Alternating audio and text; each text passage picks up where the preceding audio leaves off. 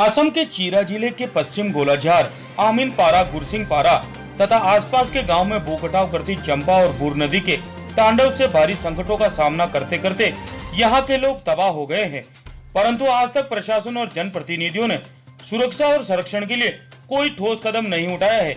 नवभारत समाचार के सामने स्थानीय लोगों ने अपनी पीड़ा बयां करते हुए बताया कि बीटीसी के दायरे में आने वाला ये इलाका खासकर पश्चिम गोलाझार, आमीन पारा और गुरसिंग पारा का एक बहुत बड़ा इलाका बहुत दिनों से चंपा और बूर नदी के कटाव से नदी के गर्भ में समा गया है और अब बाकी के बचे हुए गांव भी शायद कुछ दिनों के अंदर खत्म होने की कगार पर हैं, क्योंकि नदियों के तेज बहाव के कारण भू कटाव जारी है।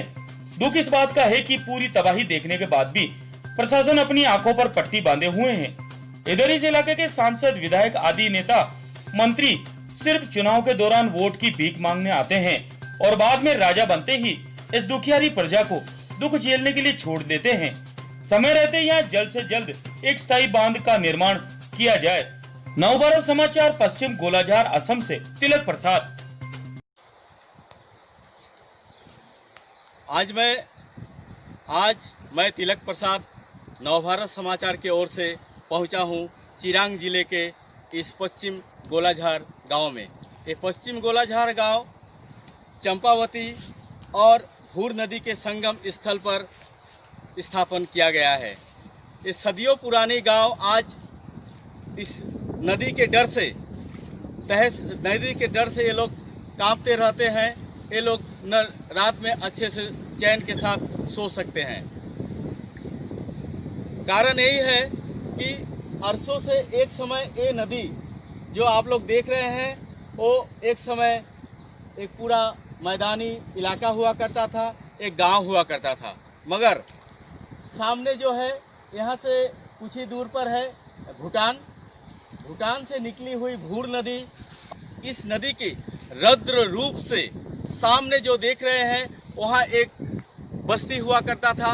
वो बस्ती पूरा इस नदी के गर्भ में चला गया है और आज भी यहाँ का इस नदी का जो भू कटाव देखिए पूरा के पूरा जारी है।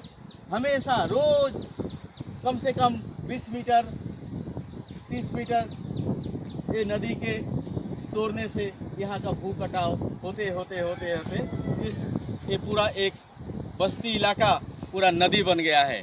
और अगर समय रहते हुए केंद्र सरकार, राज्य सरकार और बीटीसी प्रशासन अगर एक ठोस कदम उठा के यहाँ एक स्थायी बांध का निर्माण नहीं किया तो सामने जो देख रहे हैं ये पूरा गांव, पूरा इलाका इस नदी के गर्भ में विलीन हो जाएगा।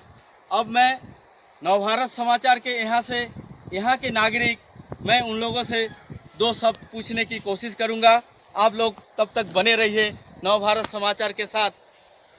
आप मेरे सामने यहाँ के एक नागरिक हैं, मैं उनसे पूछूंगा कई सवाल। यहाँ आप लोग ये नदी कितना दिन से तूड़ रहा है? बहुत दिन से। अब जब इस साल सैलाब हुआ तब इस वक्त एक रात में 20 मीटर 30 मीटर होते आते रहते हैं। यहाँ से भूटान कितना दूर है? यहाँ से भूटान कितना दूर है यहाँ से भूटान यहाँ ज़्यादा दूर नहीं है, 8 किलोमीटर। अच्छा, भूटान का जो भूर नदी है और ये चंपावती नदी, ये भूर और चंपावती नदी के कारण यहाँ तेज धारा है। ये सामने कभी क्या गांव हुआ करता था, मैदान हुआ करता था? मैदान बहुत बड़ा मैदान था इधर। और वो सामने जो गांव है उस गांव के उस तरफ ये नदी हुआ करता था, गांव के इस साइड। हाँ, इस साइड ना। अब आप लोग सरकार से, केंद्र राज्य सरकार और बीटीसी प्रशासन से क्या अनुरोध करेंगे आप? अनुरोध करेंगे जो यहाँ जो नदी जो ये बांध बड़ा सा बनाएगा तो फिर यहाँ को हमारा गांव बच सकते हैं। जो नदी को थोड़ा इस साइड करे, हमारा यही अनुरोध है। यही अनुरोध है। हमको बहुत डर है, रात में जो बारिश पड़ता है तो सैलाब आता है बड़ा, तो फिर एक घर भी बहुत सामने आया। ठीक है, थैंक यू। और आज के ये जायजा लेने के लिए मेरे साथ आदिवासी स्टूडेंट यूनियन के उपाध्यक्ष, आदिवासी स्टूडेंट यूनियन के केंद्रीय उपाध्यक्ष रेजन होरो सहित चिरांग जिला के आदिवासी स्टूडेंट यूनियन के कई कार्यकर्ता मेरे साथ इस अभियान में तहकीकात करने आए थे, उन लोगों का भी केंद्र सरकार, राज्य सरकार और बीटीसी प्रशासन से अनुरोध है कि जल्द से जल्द यहाँ एक बांध की निर्माण की जाए ताकि आगे चलकर ये पूरा गांव बच सके। नवभारत समाचार के साथ मैं तिलक प्रसाद।